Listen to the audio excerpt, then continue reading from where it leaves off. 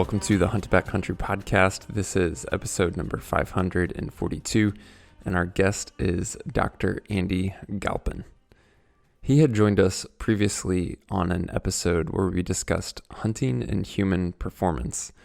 And while that isn't necessarily a prerequisite to today's conversation, I would highly suggest that you guys go back and listen to that episode with Andy if you haven't yet, or even if it's been a while and you don't remember it. It'll help give context to who Andy is, including his professional career, his background hunting, and the intersection of hunting and human performance.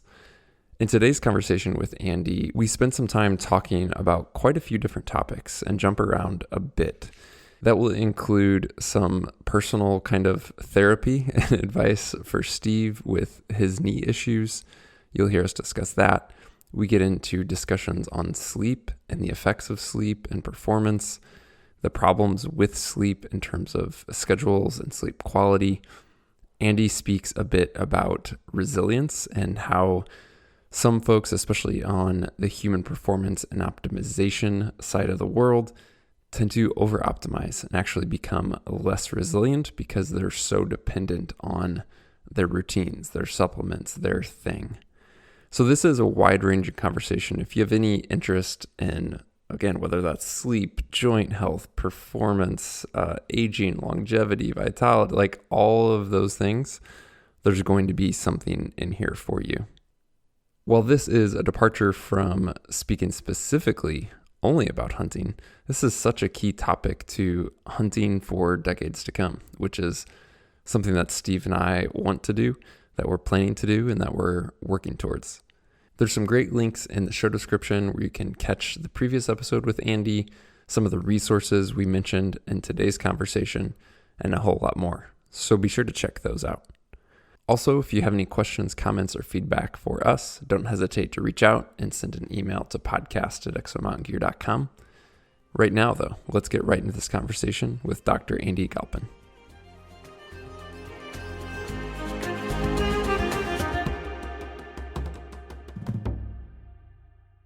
Well, Andy, welcome back. Excited to have you on again after, I think it's been a bit over a year since we published your first episode. We loved that one, got a lot of great feedback, and excited to chat with you again. I'm stoked to be back, guys. Anytime. I think when we spoke last, you had said your podcast was coming, but I don't think it had quite been released yet. It's something that I've followed a bit and have enjoyed, but tell us about it, since I think it is maybe new since last time our audience maybe heard from you. Yeah, sure. That's great. The first two seasons of it are out now. So the podcast is called Perform. And the first season was, I think, 10 episodes, and last season was 10 or 11. And so they're kind of little short bursts, and they're a combination of me doing deep dive and then having some very subject matter expert guests. And so the concept of the entire show is to help people perform better.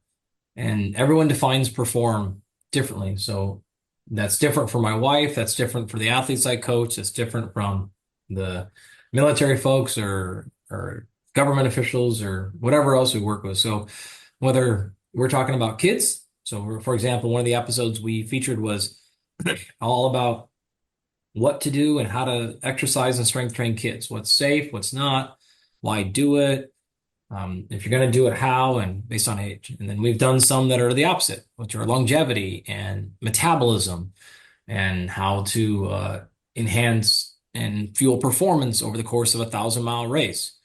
And so really it's try to paint a broad stroke on what do we know, how do we measure, how do we interpret, and then how do we make changes on any level of human performance. Again, however we broadly define that of, I just don't want to be as much pain right now. I want to have more energy today, or I want to do something wild like, fight in the UFC or run 1,000 miles, or one of our guys right now is swimming the entire circumference of Iceland. So it kind of ranges a pretty good amount. I know doing a podcast, working in your field as, human performance and health, longevity, there's certain things you will talk about because you have information, you see the questions, you know that there's a need or a desire for that information. And then there's things I'm sure you're genuinely, continually excited about specifically. In the last year, what are you excited about, Andy? Not necessarily like what's the most popular episode you've done or what trend is out there that listeners are asking about. I'm like asking you in particular in roughly the last year. What are you interested in this whole broad area? Man, that's a really good question. I appreciate it. I don't get that very often. So, one thing that I'm actually paying a lot of attention to right now is how to appropriately incorporate artificial intelligence into human health. Um, we can put a pretty good juxtaposition on that. So there's one side of the equation where it's sort of like, hey, over tracking, over measuring, over monitoring has a lot of downsides. There's actually something called orthosomnia. This is clinically induced insomnia from sleep trackers, sleep wearables. And then at the same time, you have just yesterday, RFK announced this initiative to have trackers on every single human and wearables. So there's a downside to these things, and there's also clearly an upside in the sense that the more information we have about people, especially when people are miscalibrated, they're misaligned, they don't know what medical stuff is generally. They're very bad at associating and knowing what's normal or not. And so then having an objective wearable actually can course correct a lot of people, and that stuff is really necessary. So you can make an argument on both ends of the spectrum, and then you smash that in the middle with saying, well, okay, what role is AI playing? And where can things like synthetic data be helpful? And then at the opposite, it's like, well, okay, at what point do we just need to like not do that and go walk in the woods for the day? So it's a really tough challenge. And so that is something that is of huge interest to me of how do we find this landing place where technology has always been a part of human species and it's always advanced. We're no different right now. How do we find that center ground? How do we find that way forward of intentionally and judiciously using technologies to actually genuinely enhance human health and performance, but at the same time also not forgetting the things that generally give us peace and value and happiness and joy and so forth. So that's probably one thing I'm most interested in right now. Man, that's a lifetime of study right there. Yeah, it's tough, man. Yeah. Like it really is tough. It's a moving target at all Yeah. times. Yeah. Wow. What did RFK propose? Just everyone wearing a Fitbit for health tracking or something more detailed than that? Well, you know how these things go. Nobody knows. It's a Okay. tweet, and it's just sort of like, okay, what's that actually mean? Who's paying for it? Like so on and so forth. But yeah, he basically said we want wearables on everybody. That's one of our major initiatives. And so now the question becomes the devil's in the details. Yeah. That can range from awesome, huge, saved a lot of lives to we just wasted another $1 trillion like unnecessarily. So we'll have to see what he really means by that, what his group means by that. I know, for example, and you know, we'll try to keep this science and leave personal opinions and such to the side on politics. But his major advisor, Callie Means, Callie's sister was just appointed as the Surgeon General. So that is Casey Means. Casey is not an active surgeon, so there's a bit of controversy there, and never been one. But Casey also is the founder of a company called Levels, and Levels is the biggest player in the game for continuous glucose monitors. So if you're not familiar with that, that's a little patch you put on your arm, and it gives you a continuous readout of blood glucose. A phenomenally important technology, especially for diabetics. Hugely innovative. It's the first wearable biological sensor that gives you active real-time data of internal physiology that's not heart rate and stuff like that. So the first molecular sensor. Well, you could see then the little bit of a problem here. Well, it's like, well, wait a minute. RFK is announcing we're going to federally put sensors on every single human, and then his top advisor's sister owns the biggest company in the world that makes these biological sensors. So take that for what you will, but you can certainly understand on the surface of like from a science side, you're like, man, if we could get something like somebody's glucose measurement every day, all day, and we had that data on every American citizen, that would be incredibly powerful for solving or helping solve the global and certainly national health and metabolic epidemic, obesity. Hugely impactful data, something that scientists would dream about ever happening. But then on the flip side, again, you can just, I don't need to say it, but you can imagine the like, well, wait a minute. How about Yeah. conflict of interest here? And do we need that in non-diabetics? And is there a better way to spend an enormous amount of money? And so on and so forth. So the reality is we just don't know. So we don't want to make too many assumptions, negative or positive. We just take the information that we have, which is okay, more sensors apparently are coming for everybody, and now we don't know what that means, and we'll have to see. So Yeah, there's a lot there. I think yeah, I've been, there's a ton there. yeah, And for the record, I know Casey reasonably well. Very don't think anything negative of her, but anyways, you could certainly see why that presents problems yeah. or solutions depending on how you want to look at this.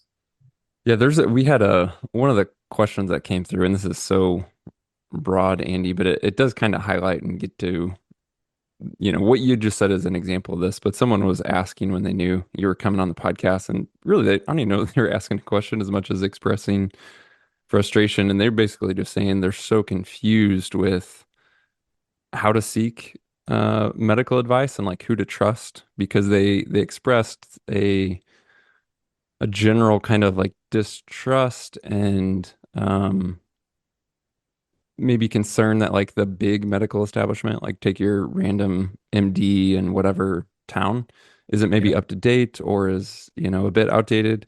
And then on the flip side, there's all these new trends, new fads, new whatevers, and you don't know if people are, well researched or if they're influenced by certain things or they have something to sell. And they were basically just talking about the amount of information is great, but the amount of confusion is greater. And it's like, man, it's so hard to know like how to cut through what's out there, who to seek out, who to trust. I mean, it is tough. I don't have a good answer for you. The reality of it is we are in a moving time, and it's a good thing. It's progress. It really is. But with progress on a 30-year, 40-year timeline, what that means is, in any individual given month, it's chaos. And so that is unfortunately part of where it is. We have historically had a medical system that was an infallible deity, right? So if you disregarded your doctor's advice or even you just flashed the word doctor, it was sort of like you get to trump everybody's opinion no matter what. That was not a good thing, for reasons plenty of people can surmise. And so that's good. It's a little bit of saying, hey, just because you went through medical school doesn't mean you are now the bearer of all knowledge and insight on every topic ever. But at the same time, then we have pushing too far where it's sort of like, okay, this person did spend 7 years in a really rigorous, really intense, very high pressure academic situation, and then probably spent 1 to 10 more years in an incredibly high pressured life and death situation residency program. There's a set of knowledge and skills there that are different than you searching the internet. And so you could see arguments on the other side of the equation, which is sort of like, well, wait a minute, whatever happened to the value of experience, right? Mm-hmm. And actually been in the room and spent years learning from other people who've been in the room. There's a tremendous amount of value on that. And so we land in the position of exactly whoever, that person was who brought that up. I'm in that situation a lot, whether that's for me or my family. And, things pop up with my dad or my wife, and I'm like, man, I actually don't know what to do here a little bit. I'm sort of in the middle. And same thing with our athletes and our clients. We end up being in the middle a little bit. And so you have to develop a game plan and you have to execute that game plan. But then the reality of it is you have to acknowledge that nobody really, really knows. There's a reason why we call science a verb and not a noun. It is an action. It is an ongoing process. It is not a person, place, or thing. That's just not how science works. It is a way of thinking and is a way of problem solving, but it is not perfect. And it does not come with perfect answers. So it's an unfortunate situation. I could give advice a little bit on how to manage that, but that is the reality. And so anyone that would say that the medical establishment is completely corrupt and useless and, fill in the blanks is wrong, is very wrong and unhelpful. And anyone that says the opposite is, I won't say equally wrong, but they are wrong there as well. I mean, I experienced plenty of my own frustration with that side of the aisle as well. So it's changing. What people can get away with expertise is no longer there. Like you can't just say things and put an MD behind it and think no one can challenge you. Like that's completely gone now because the internet exists and now AI exists. And so it's forcing the medical field to change a lot, which is a good thing. But at the same time, there's already so much pressure and so much workload on these people. If we're going to ask that expectation of the medical field, then we have to come on the backside and support them more, give them more infrastructure, change how things happen so that they can actually do what we're asking them to do. Because right now we're basically in that position of being a shitty parent where we're like, you have to change everything how you do it. And we're like, they're like, how? And we're just like, well, no more money, no more support. You have to do it the way we say you have to do it, but then you also have to do like it's impossible. It's Hmm. completely impossible and unrealistic for medical providers. So we haven't figured it out, is the point, and we're going through the growing pains of that reality right now. And so we'll get there, but it makes things tough on folks in the individual moment. We're gonna be selfish for a little bit, Andy. Yeah, Uh, bring it. Steve's been battling knee issues. I have a bit on and off, but Steve has more so. And these are conversations that Steve and I have offline of, you know, hey, look at this. Have you tried that? Blah, blah, blah, back and forth. And we know that it's affected us, but we also know it's affecting people in our audience or will, right? Because for guys who are out there being really active, not only hunting, but training for it, pursuing other outdoor activities, etc. Maybe no singular issue is going to be the same among folks, but they're going to struggle with things. And so part of what we wanted to explore with you is really going back to what we just talked about. Like, I know, Steve, you've visited MDs, PTs, you got a brother who's an orthopedic surgeon. Like, there's a lot out there. There's a lot you've looked at, Steve. And then now you're looking at some new things or therapies or treatments, and you just honestly had questions about it. So, Andy, on one sense, we're not seeking medical advice. We know you can't give it. We know you haven't seen Steve or diagnosed him, or, we're Yep. not asking for a treatment protocol. I think our questions are stemming from, hey, here's an example of kind of what we're facing, but then some of the things we're considering, and then what should we know about that? So that's my introduction to it, Steve. I'll let you weigh in further, or clarify, or dive straight into. I feel like that first question you asked, Mark, like came from me without coming from me because I've been, Andy, like I just turned 41, so 20 plus years of backpack hunting, 13 years of designing backpacks for hiking 3 to 5 days a week with loaded packs, and I'm just taking a toll on my knees. I also have two pars fractures, spondylolisthesis, and Oh, then I've just really struggled with like tight IT bands, but they only flare up when we do like more. Every year we do like an extreme hike where we go like 50, 100 miles, and they kind of flare up in those settings.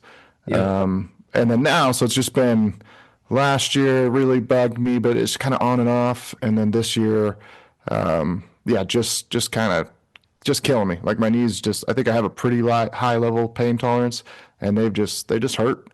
So it ended up, we did our, what we call the death hike. We went rim to rim to rim in the Grand Canyon. I did my 50 Oh, miles nice. and like threw in the towel. I was like, I'd actually done cortisone shots in both knees like 2 days prior, just like hoping to kind of get through it. And, ended up completing it. But then since then, like that definitely took more of a toll.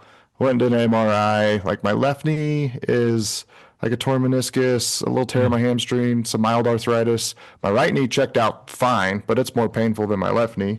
yeah. So it's like, okay, how do I fix this? And that's where, you Google search stuff, and there is 1 million Yeah. different. I mean, from supplements to peptides to PRP to red light therapy. I mean, I just don't even know where to start. So that's where I wanted to be selfish. Like, just I need some like what actually works. What I'm sure a lot of listeners out there are like me with a sore hips and sore knees. Like, what moves the needle? Oh boy. Okay. So Yeah.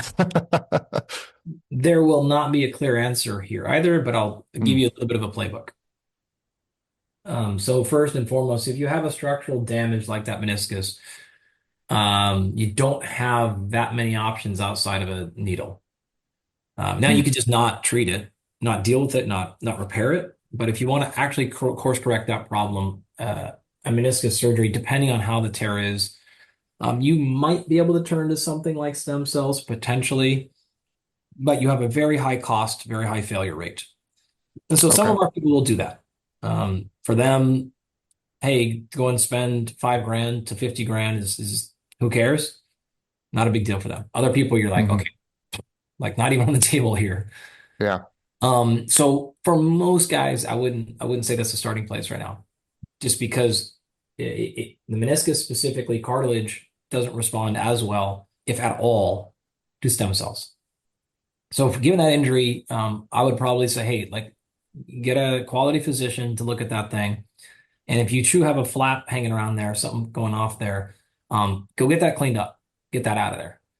Now, Mm. the downside of that is, do they damage any cartilage along the way? Potentially, but if you got a chunk of cartilage or a chunk of meniscus that's torn, step number one would be to ideally get that cleaned up. If it's not that bad or you don't want to deal with it, fine. Let's work around it. What's that mean? Well, we start from the bottom, work our way up. Number one, you have to make sure you're moving well. And so here's what I mean by that is if you are lacking mobility, flexibility, movement quality, stride, gait, pattern, things like that, you're going to put load into parts of your tissue that aren't meant to handle it. Now, when you're walking around, in your case, you're walking 10 to 15 miles, it's probably not enough to matter because you have such a history of tissue tolerance. Not a big deal. But now when you get to these extremes, those small positional weaknesses get exposed. Mhm. Extremely common thing, like very, very, very normal. So what you need to do is make sure that your ankles, that your toes, that your knees and hips and all parts of those movement patterns and all that musculature are moving really, really well. And so this is going to be something where if you want to just look at what Ben Patrick has done, I think it's knees over toes, guys, right? He's just really, really pushed very easy stuff that you can go on and follow or buy his programs or he does tons of free stuff. And you go do that stuff. I would actually be willing to bet your knee pain probably is reduced. Yeah, you want the joints are supposed to move over really large ranges of motion, and most people just don't do that. And so the fact that you're like, oh, I exercise, I move a lot. Well, when you're hiking, you're not. Like you're moving over a very restricted range of motion. Mm. So putting those joints through a true full range of motion has a strong chance of alleviating some of that pain. Certainly the IT stuff will go away, almost surely.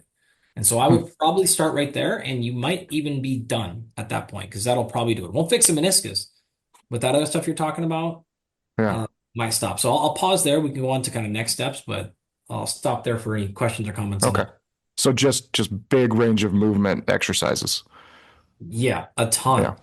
Like Yeah. full knee flexion, full extension, ideally with load at end range of motions at all the joints. The problem with things like big boots and stuff is it automatically restricts ankle motion, right?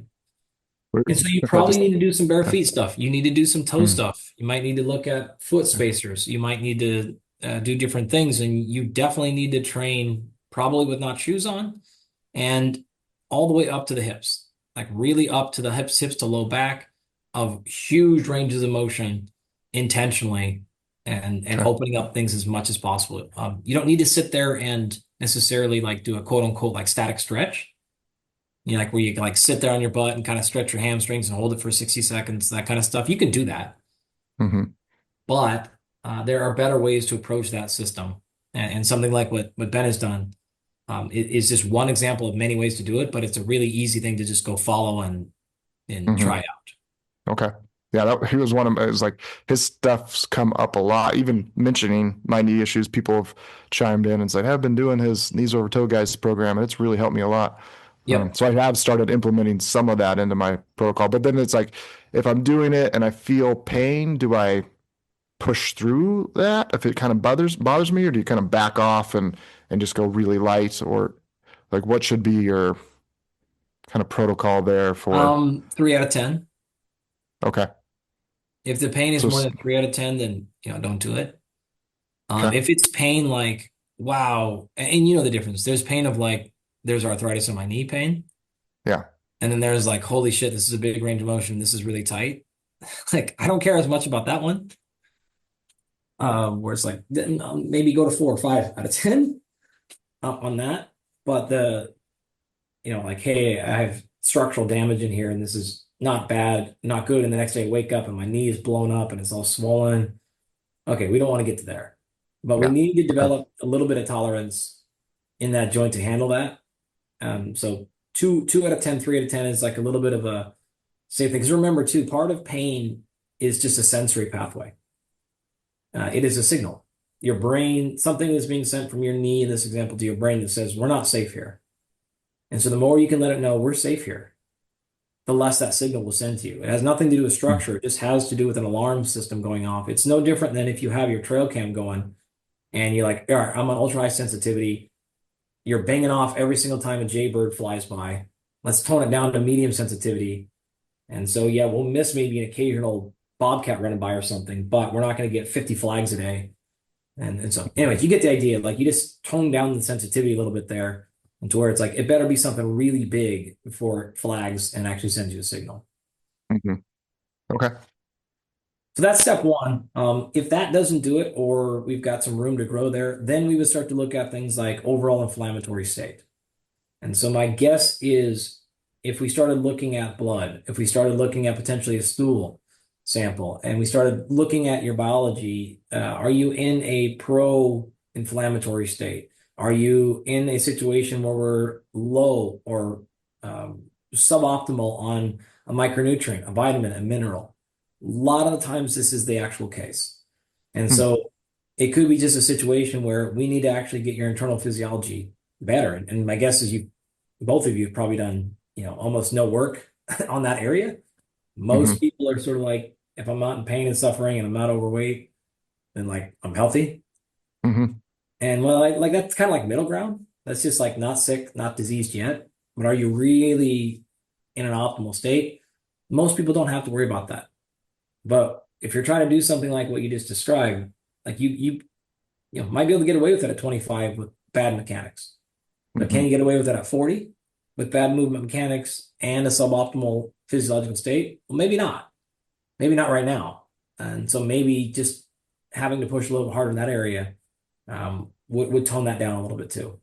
So who do you find to help you with that? Like, do you have resources for that? Well, I mean, obviously that's what we do. Yeah. Of course, we have our coaching programs. We have our blood work company called Vitality. So this is blood work that can be done from the perspective of high performance. So it's all analyzed and interpreted for you, and then it creates custom solutions and programs directly for you, or like you can do it yourself a little bit.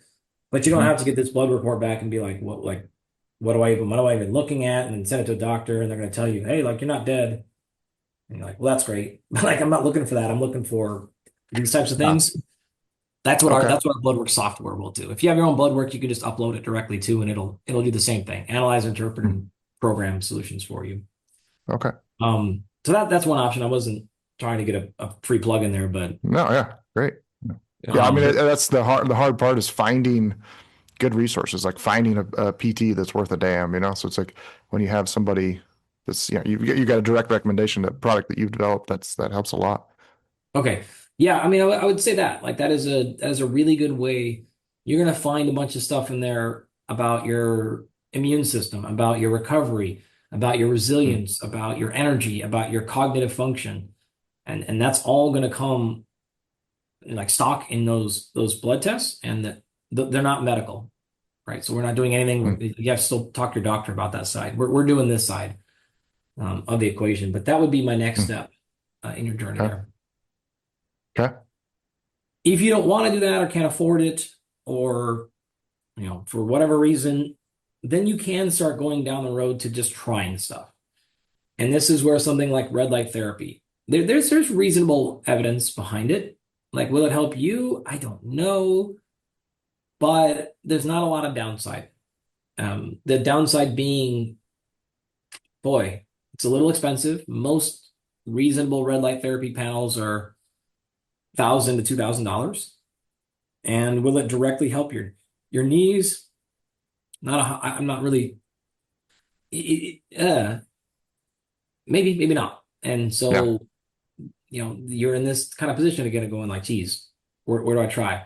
So I mentioned red light because you mentioned it, but also because Yeah. actually it's a really good example of this problem. It's not the first place to start. It's very unlikely in this situation to be the thing that just unlocked your knee health for forever, Hmm. but it might help a little bit.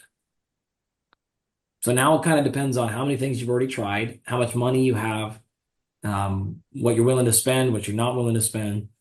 So that like, is it worth it question I can never answer because we work with some people that own countries and I work with some people that, you know, are plumbers. So like, there's a different calculation for everybody. Hmm. Just getting back to highlight that point, Andy. I mean, I don't know if this is way too overly simplistic to be helpful, but when I hear those things, red light therapy and all that, I feel like people still fall in the trap of trying stuff like that before they've even mastered the basics. Do you see that still? Oh yeah. Yeah. It constantly, like eternally. It's a good story, right? Man, if I can just buy this thing, I don't have to change anything. Like, what would you guys rather do? Like, be honest. If I said, hey, you have to do this 12-week movement training program, or you could just sit in front of this light for 15 minutes a day. Yeah. Like, what you would pick. Like, well, maybe you're not even being lazy. Maybe you already have a training program that you like. And it's like, I don't want to stop doing that because I like it. Yeah. So if I can just keep doing my normal workout that I like, and then I can just take this pill, well, like what human wouldn't take that? Most of us would. I would probably do that. So Right. it's a reasonable thing. It's not a, I don't blame people, but you're having done this a bunch of times. When we have these people that either have unlimited funds or we have to perform things. So these are competitive athletes or are folks that like just have to get a deal done, or they're shooting a movie, or they're on tour and they're playing in a venue. And it's like, hey, we have to play tonight. There's 60,000 people here. In that particular case, I can tell you honestly, what we generally do for situations like this is we do every single thing we think might even possibly work. Right. Hmm. But what that means is like, I don't know what's actually working. I don't know because we're doing everything we could ever think of. In case one of them maybe helps a little bit, and that gets them through tonight's performance because that was not only just the money that they made for that night, but because we got 60,000 people who expected this performance, and you're not going to show up there and not give them everything you've got, right? That's just like not how high performers work typically. So we throw everything on the table. So then when it comes down to people who are like, well, look good, I have to pick one. Like I don't know Yeah. because people we use it with, we use everything Yeah. on for the Hmm. most part. So was it the sauna? Was it the hyper ice or the Normatec boots? Was it the PEMF? Was it the red light? I actually don't know because we just threw the whole, you know, solution tank at them. Was it the peptides? Like, I don't know. We did it all and they got better. Hmm. They're also a freak athlete. So maybe this is just them. Yeah. Like, I don't really know. Okay. But yes, Mark, to your point, in the normal person situation, what we always say is like, don't step over $1 to pick up a dime.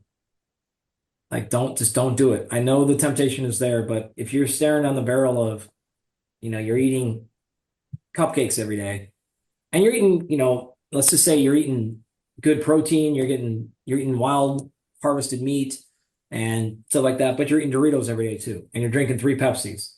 Okay, those aren't that big a deal, but they're not great either. And then you stack that on top of the fact that you're not sleeping well. Well, bing, you're going to be in an inflammatory state. We're going to be in a situation where your body is not going to be happy.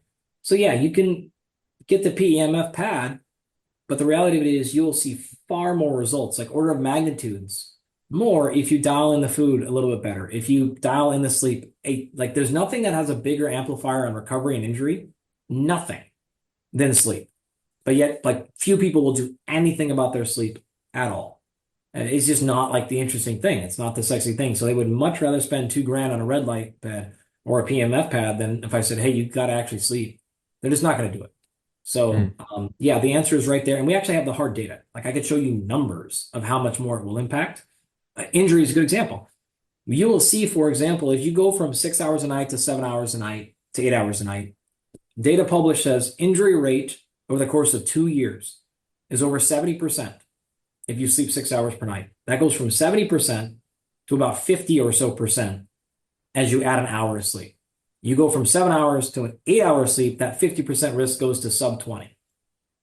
Like now you've gone from about a 65% reduction in injury rate by adding sleep time. There's not a goddamn supplement in the planet that will be in the stratosphere. There's not a peptide, there's not an injectable that will be in the stratosphere of 65%. Nothing even close.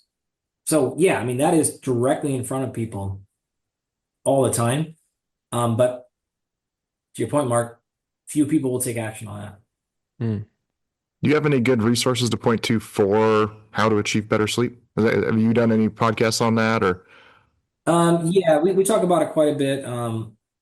We have a company called Absolute Rest. So again, wasn't intentionally You're good. I'm here now. So what we do at Absolute Rest is a couple of things, but we're able to run a full clinical sleep study on people at their home. And so you never have to go to a sleep hospital ever again. And we can also do that from a very tiny wearable. This is not like a daily tracker. This is not, you're not going to get like a cool sleep score on your app. This is a true FDA approved medical device.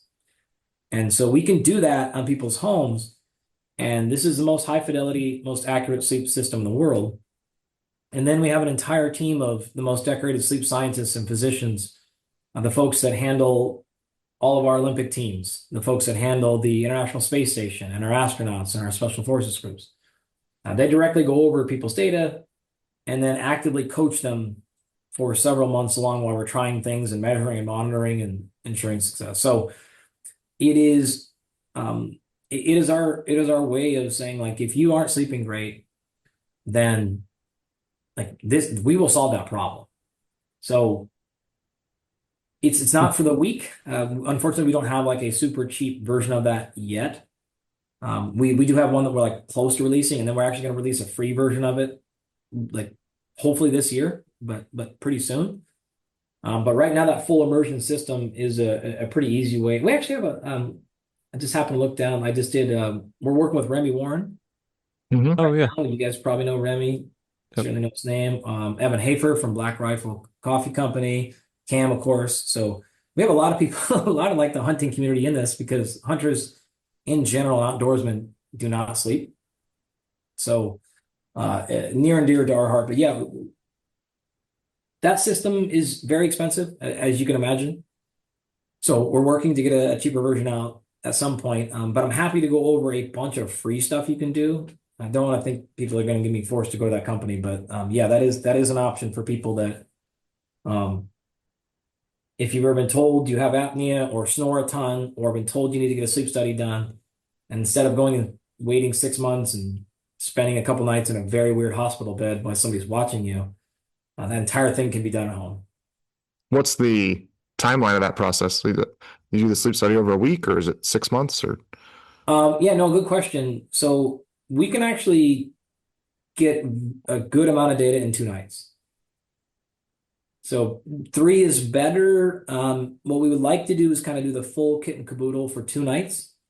And then we have a very small technology.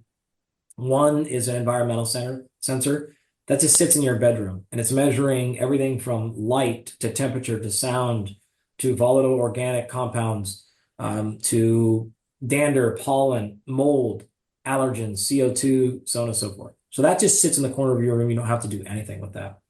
And then we have a little tiny device that you can put on your finger or your toe that is going to give us, again, full FDA medically approved device. And some people want to wear that every night. Some people want to like wear it one night a week.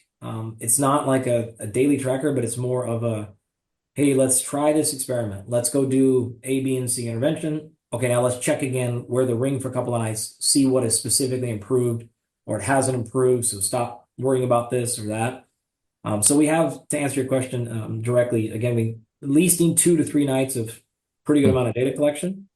And then people from there can take it and wear it every night if they want, or they can wear it a couple nights a month, or really depends on kind of what kind of a problem. We actually had, I don't know if you guys know Michael Easter, but Michael just did like a 900-mile hike. And we were like, man, we should take this with, but it just didn't work out logistically. It would have been cool to see his like sleep data on that. But anyway, yeah, that's how it works. What are like the top two reasons someone's not sleeping well? Yeah, number one reason is they have an actual clinical sleep disorder and don't realize it. Or they have a subclinical sleep disorder. So what that means is if you were to go to a hospital and get a sleep study done, they would say, you don't necessarily have an official disorder. It's the equivalent of this. Your knee hurts, Steve. You go to the doctor, they take an x-ray, and they go, nothing's broken in here. Your knee's fine. But meanwhile, your Achilles, or meanwhile, your meniscus is torn. So something like at a sleep hospital is just an x-ray. It's not an MRI. And so it doesn't see things that are not like totally officially broken. And so that's what we call like a subclinical disorder. It is still really painful. It is still super detrimental. It is still very, very actionable, but it's not at a quote unquote like official sleep disorder, which would be the equivalent of you don't have a broken bone. That doesn't mean you don't have damage in there. So that's the thing. About 70% of clinical medical sleep disorders go undiagnosed. And so the number is in the millions and millions of people in America alone that have a true medical disorder, not even counting subclinical. So it is extremely likely that if you're fatigued throughout the day, if you snore a lot, everybody snores a tiny bit. But if you are one of those like guys in hunting camp where you have to go take your tent 100 yards away from everybody, like everybody hates that guy, right? Yeah. Almost guaranteed you have a medical sleep disorder. Everyone's going to get tired in the afternoon, especially, right?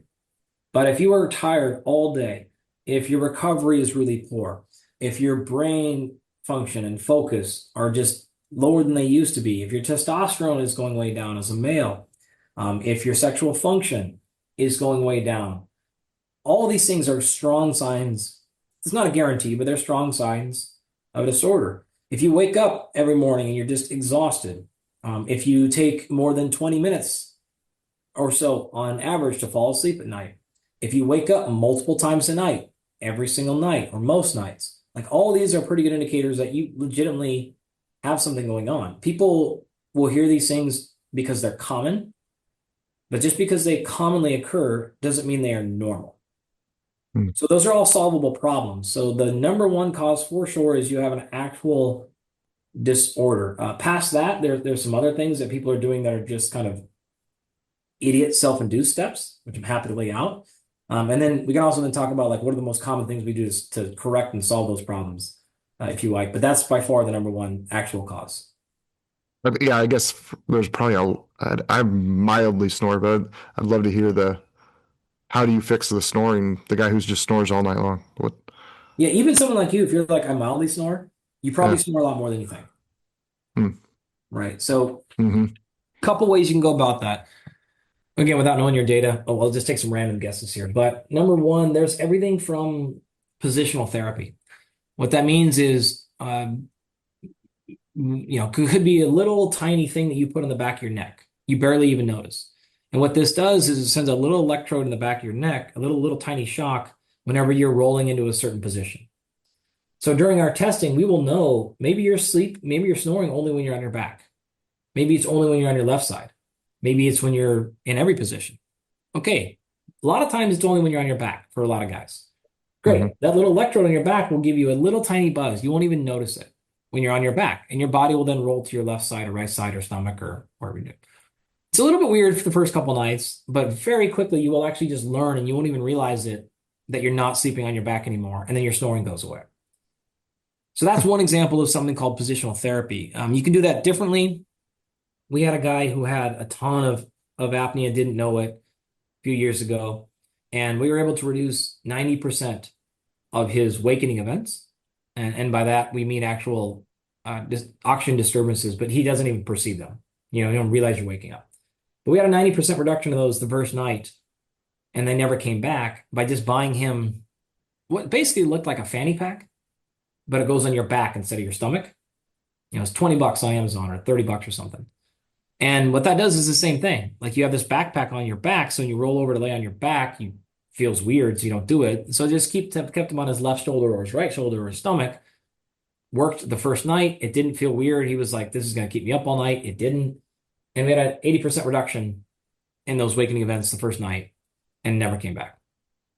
So there's little things like that. It could be something like changing your pillow. There's a technology that we use that allows you to actually just hold your phone up to your head, and then from there we can actually have a custom pillow um, for you that fits your specific anatomy in your neck and shoulders based on size and shoulder length and neck length and head and things like that. That's another really simple solution. It can be something like an oral appliance. So a custom fit dental that goes in the top of your mouth, the bottom of your mouth, that solves all that. It can be 6 weeks of a very specific tongue exercise that corrects it and stops it from happening. So there's a range of different solutions depending on specifically why you're snoring and how you're snoring. And Hmm. those things all range from, free in terms of the tongue exercises to a couple of $100 maybe for a custom orthotic or something, depending on your insurance or a oral appliance. So there's a billion other ones we've used, but those would be some examples. Mouth tape and nasal dilators are generally a really good idea. Mm. Not as much mouth tape, but nasal dilators. There's actual little turbines that they look like that go inside your nostrils that'll keep your nose open. And then there's also just like nose tape that'll open it up. That's a really, really, really good strategy for a lot of people. It's super cheap. We use a bunch of different brands, but we've used one a lot called Hostage. But you could buy whatever you like and try there. But those are really cheap, easy starting steps. And some people it doesn't do much with, but a lot of people it's really, really helpful. So those are all things that you could try without having to spend a dollar. Much more than a few dollars. Yeah. And then that a lot of times will help snoring tremendously. So is there diminishing returns after, say, between 8 and 9 hours or 9 and 10 hours? Is it kind of eight? Eight's obviously what's been the most marketed is like you need that for sleep. Yeah, if you're generally sleeping 10 plus hours, that is pretty similar to somebody sleeping around 6 hours in Hmm. terms of likelihood of having an actual sleep disorder. If you're sleeping 10 hours a night, like almost guaranteed you have a sleep disorder. So that's Hmm. not a good, unless you're a kid, of course, right? Yeah, yeah. Or, breastfeeding mom or whatever, that some weird situations, or in the middle of an ultra marathon or, like some weird situations. But the vast majority of time, even honestly, if you're like a hard charging athlete and our volume is really high, like sometimes we'll do 9, 9.5. But even for a normal person, like and even a non-exerciser, maybe you're like active a little bit, but you don't really exercise or train hard. If you're like past the 9.5 hour mark, um, if you're even at the 9 plus hour mark, you're probably actually not sleeping well at all. I was going to ask about sleep before we even got into this deep dive, Andy, because I feel like with two things. One is I've gotten older.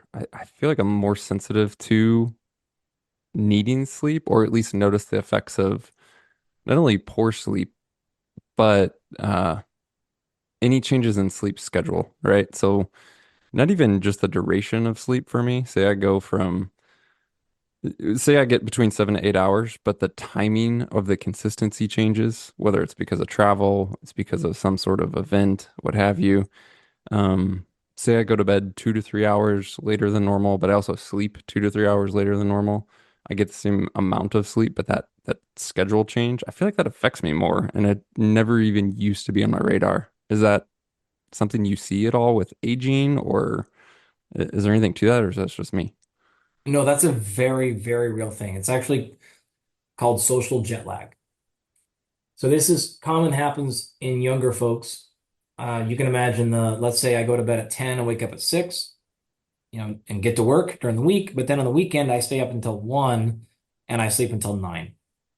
That's your example, right? Still getting Hmm. 8 hours every single time, but you've shifted it by 3 hours. And you did it because you're out with your friends or hanging out or whatever you're doing. So it's a social reason to do it, but you're effectively inducing jet lag. That's why we call it social jet lag. It is an incredibly real thing. It is actually one of the top causes of continuous fatigue. And people are like, oh, I still sleep 8 hours. I still sleep 8 hours, but I'm so tired all the time. Well, this is exactly why. This is one of the reasons why, rather, that it can happen. It is a very real thing. And in fact, one of the things that's very consistently shown in the research, as well as our practical experience, regularity will play a bigger impact in your fatigue than total duration. And so that person doing that will generally be more fatigued than the person who's just sleeping the same consistent 6.5 hours or whatever they are. So not only is it a real thing, Mark, but that actually typifies the vast majority of what people will experience if they have that 2 to 3 hour shift. You can sleep in if you want, and that's fine to do, but the reality of it is that that's going to keep you very fatigued very often. So sleep regularity is incredibly important, as much as you possibly can. It makes me think like if you're say 10 to 6 during the week and midnight to 8 a.m. on the weekend, you just kind of adapt your schedule to be 11 to 7. So it's consistent throughout. Yeah, I mean, it sort of depends, right? Like generally the rule of thumb is if you can get to bed at the same time, then the waking up part can be modified a little bit. Okay. But the reality of it is like nobody wants to go to bed Friday, Saturday at the same exact time, for the most part, especially younger Yeah. folks, Monday through Thursday. Yeah. So at the same time, live your life, right? Like be a Yeah. human, Yeah. do all that. But the reality is like if you're tired all the time, well, I mean, this is why. So like how much do you want to change or not? Um, yeah. So and our general rule of thumb is like ideally 30 minutes plus or minus. The reality of it is if I can get 45 minutes plus or minus most nights, we're fine.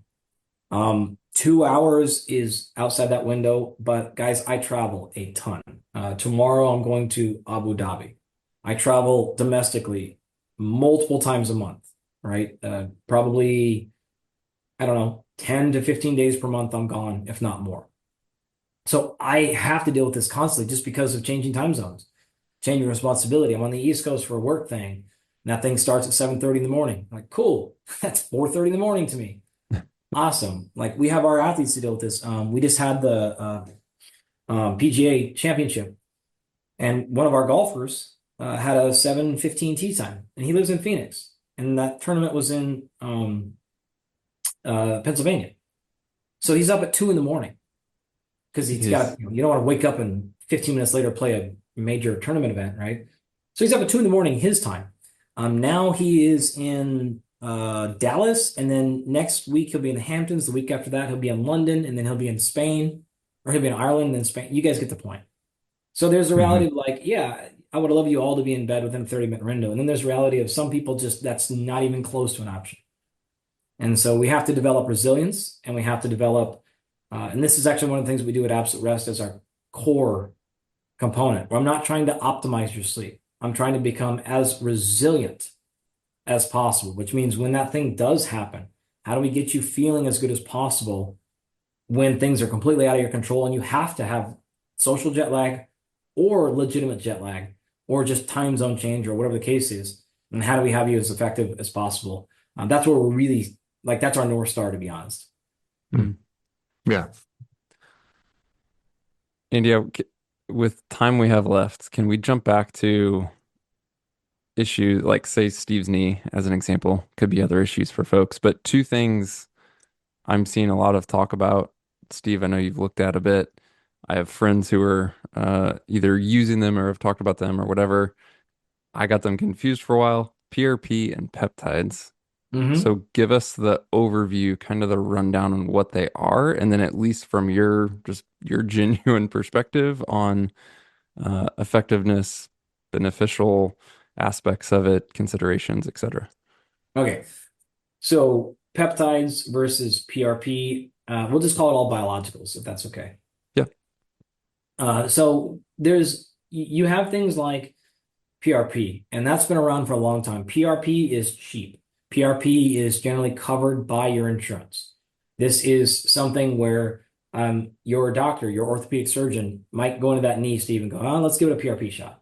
We might go cortisone to see what happens there, but we might actually just go PRP as well. Now, what you have going on, they probably wouldn't use PRP, tends to be more effective for something like ligament tissue. So like if you're like, man, we've got a strain in a hamstring, we've got something there like constant quad injury, then we might go in for PRP. But something like cartilage is not going to respond to PRP. So that's probably why they didn't do it. But that would be a pretty normal thing. A lot of times they'll use PRP before and or after a surgery anyways, just to like add more stuff in there.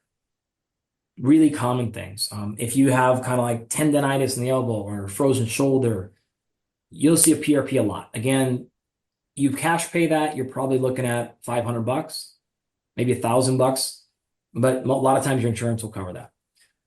Past that, now you have more biologicals where you get into things like stem cells, exosomes.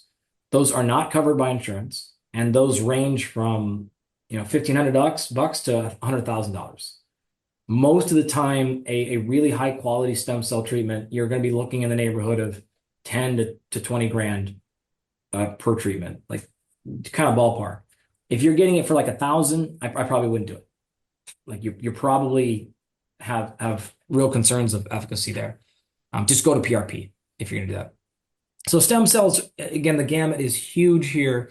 It ranges from harvesting your own fat tissue, like literally have liposuction done, or getting into your bone marrow of your hip, pulling that out, spinning that out, extracting that, generating your own stem cells from your own biology, and then regrowing a bunch of those, and then injecting a whole huge concentration of it back into your own body.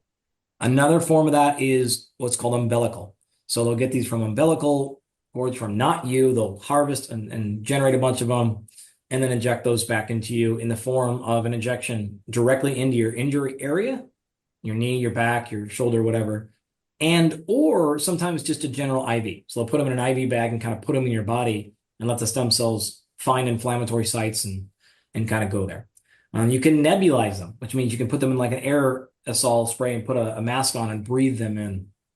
You can combine them with exosomes, and there's tons of different ways. Right now, there's no insurance that pays for that. You can get some of those in America, in Dallas, in Chicago, in Vegas. There's tons in Tijuana and in Colombia and Panama, and there's these like in Abu Dhabi, there's big groups in Dubai, in Germany, in London. Like there's these like handful of big sites that have been doing this a lot. You're looking at, I would collectively call this like a 50% success rate. So some people have gone in for one treatment and their chronic knee pain goes away for forever. And then a lot of people go in there and be like, nothing happened. There's something there. There's something positive. I truly believe in those things, but nobody really knows the dosages, the treatments, the preparation, what specific injuries, which ones to not. Like that all is all way up in the air. And we just candidly as a field don't know, despite what people say. We don't really have precision with that treatment therapy. Lastly, third thing you brought up were peptides. Now, peptides have been around for 100 years. Insulin, if you're a type 1 diabetic, is a peptide. People are very familiar with things like growth hormone. Growth hormone has been around for decades. That's a peptide. More recently, people are interested in things like BPC-157, GHKU copper, TB500. These have also been around kind of in the background for 20 plus years. Gotten way more popular in the last 2 to 3, but around a long time. Peptides in the form of like TB500 and copper and BP and stuff like that, they're interesting. There's a bunch of preclinical data on some of those, which means it's been done in mice or rats or non-humans, right? That's what preclinical means, right? Studies have been done on non-humans. But to date, there is no research at all in any of those peptides in humans. And there's a reason for that. And so the reality is nobody knows. I've used them personally. We've used them with clients and stuff in the past, but nobody really knows if they're doing anything, if they're working. Some of the preclinical data is reasonably impressive, but no one's done them in a human trial. So a lot of the times things that work in the preclinical stage don't actually end up working in humans, but sometimes they do. So we genuinely don't have any idea if this will be one of those cases where, hey, we saw lots of positive results in preclinical trials, and then it transferred to humans, as you would expect. Or it could be the opposite, where it's like, damn, another thing that looked really great preclinical, and then it just didn't do anything in the humans. So that's a quick rundown and guide of kind of what those 3 different areas are. In terms of the peptides, maybe to finish this point out, you can't technically legally buy them and use them for human use right now. The FDA banned this a while ago for WADA, USADA for our athletes. Those are on the banned substance list. We cannot use BPC, we cannot use copper, we cannot use TB. We cannot use growth hormone. We can use PRP. We can use stem cells, but we can't use testosterone. We can't use any of those things. Now, for non-athletes, you can use growth hormone. Your doctor can prescribe that, pretty easy. Your doctor can prescribe anabolics, testosterone, or equivalents. Totally fine. But no doctor can legally prescribe any of those other peptides for injury. Now, that said, they use them what's called off-label all the time. You can find probably 50 clinics in your state alone that are doing it. Tons of people do it online. And so you can get them from a lot of different places. They're just, technically, quote unquote, using them off-label. And they are harder to get now because they made it illegal for places to compound them. And so they're much more harder to get. So that's kind of the quick rundown. I'm happy to go back into those anymore, but that's the basic overview of what you're looking at. I love this conversation, Andy. We've bounced around. I take this conversation as something that I can go back and listen to and then explore further and give context to all these things which we see. So I have a feeling this may feel very disjointed to you, but I actually am finding this super beneficial so that I can go keep kind of researching, exploring on my own. So one, this is great. Two, with remaining time, I'm curious. This question came to mind for me as you talked about your traveling, your schedule. There's, perfect and optimal, and then there's the reality. And so you face this because you can have all these, you have knowledge, you have conversations, you know what's optimal, but I'm curious how that translates for you practically when you are traveling and dealing with reality in terms of I don't know if this is a fair way to put it, but what are your non-negotiables? So when you can't be perfect and whether it's schedule, diet, sleep, whatever, what do you really prioritize and focus on? Does that make sense? Yeah, no, it totally does. I think this will resonate with you guys pretty well, and this tends to irritate every biohacking longevity podcast that I ever go on when I answer this question. But I think you guys will appreciate it. Is I actually strive really hard to not have any non-negotiables. I legitimately want to be as resilient as I possibly can. So what's that mean? If I don't get to do any down regulation, fine. If I don't get to work out, fine. If I don't have any food at all and I have to fast or I have to eat shitty food or there's no coffee around, fine. You want me in a different time zone? Fine. You want me in a different, fine. My goal is to be able to perform and execute my job independent of all those things that I know make me feel best. And so that works well when you're hunting because that's going to happen, right? That works well just from a sense of mental challenge. And it works well because that is just the reality, right? So when I show up and this happened to me recently that we were at a conference thing and they just didn't think about food at all. And I was like, cool. So we're just going to not eat. And we were nowhere close to where there was any reasonable food. Nowhere close. And I was like, and then the guy who put it on doesn't eat until dinner every night. So he just didn't think about it. He's like, oh, I didn't realize other people eat during the day. We're like, cool. He just never thought to have breakfast or lunch or even have a break for lunch, right? To leave, put it in a place where people could walk. So people are driving a couple of hours to go get food and come back. And we're like, all right, fine. I don't want to be that guy who's just like, oh, I'm sorry. I'm so angry right now. My blood sugar's crashing. I need a snack. That. Are you kidding me? Be able to execute and be fine. And don't use it as a way to get out of the work or do suboptimal work. Perform at your absolute best and don't have any non-negotiables. So that is my ultimate philosophy. That is how we handle everything is we want to be and understand what makes us perform at our best, but then be resilient when we don't have anything taken away from us or be resilient when we have anything part of that process taken away. And so if it sounds like I'm talking out of both sides of my mouth, potentially that is the goal. Know what is going to make you look, feel, and perform at your absolute best. Do that as often as you possibly can, but then still be in a position to execute regardless of what happens on any part of your day. Because we have driven a lot of people towards sensitivity. It's just sort of oh, make sure you do this and this and this. And you're like, okay, great. Then they don't have their special A, B, and C thing with them, and then they fall apart. And I've seen this happen in athletes. We actually had a really, really, really high level UFC fighter. He lost a fight, and for months it was like all about the fact that they put the wrong song on during his walkout. And it was like he legitimately got super distracted in his UFC. I'm like, you're fighting in front of millions of people in your underwear, and like you're so worried about your walkout song, it totally ruined his whole fight.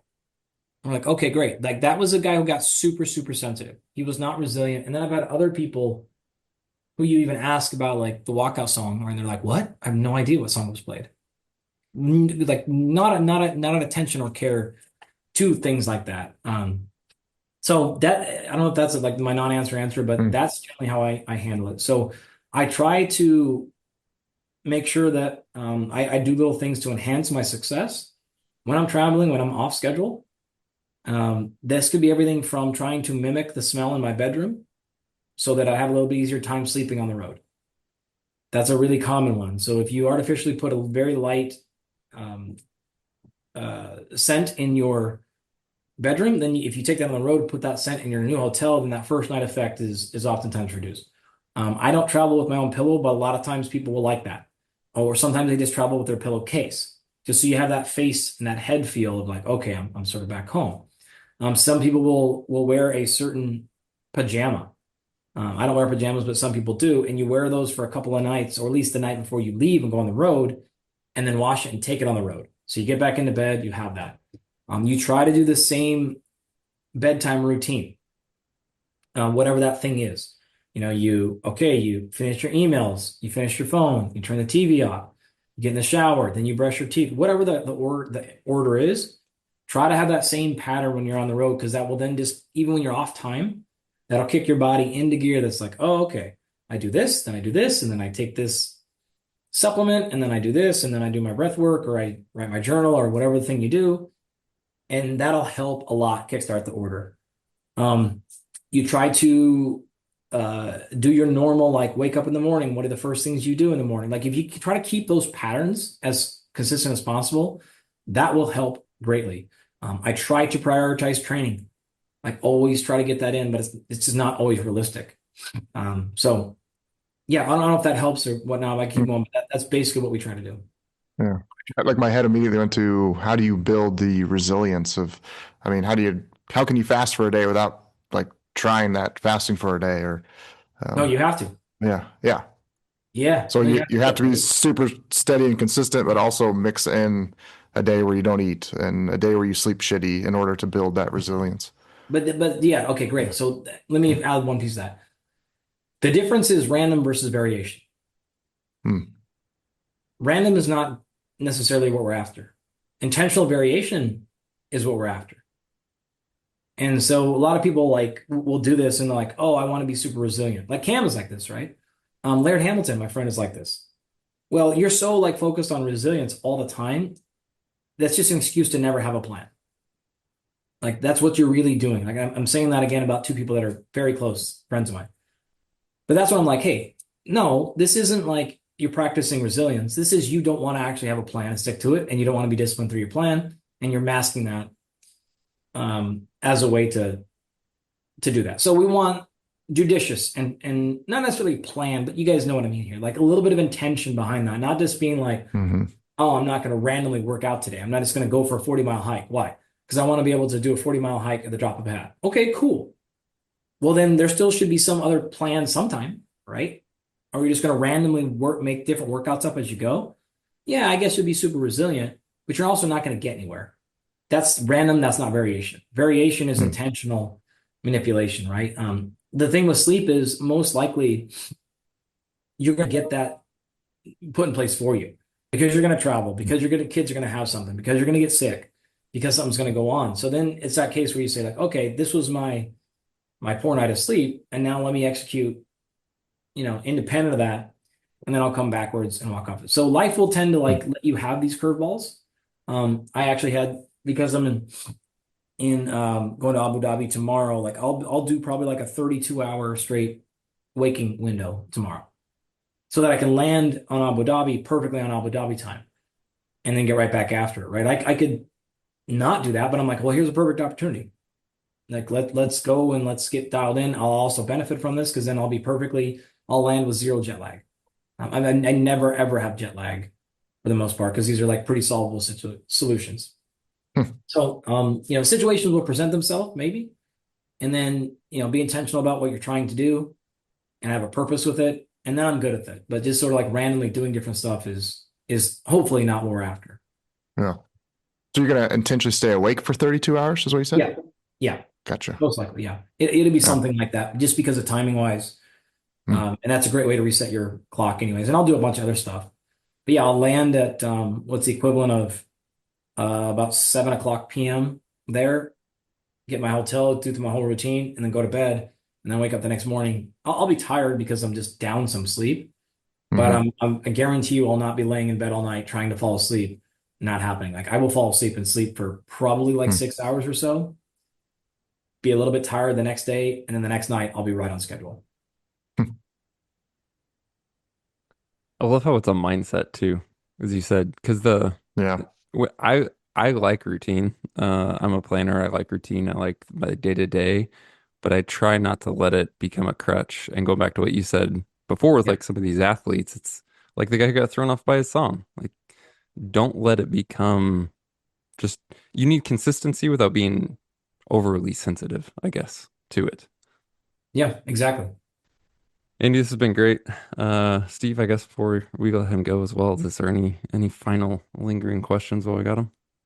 Is there any supplement, like there's 8 billion supplements on the market? Is there anything, should everybody be taking omega-3s every day, or creatine keeps popping up as highly suggested? Is there anything that's like no brainer obvious for you that most guys should be taking? Yeah, I can answer this one fairly fast. Ideally, nobody ever takes a supplement. Get all of our nutrients we need from high quality foods, so on and so Hmm. forth. But here's the reality. Creatine monohydrate is for real. It is something that has so much evidence behind it in so many different areas.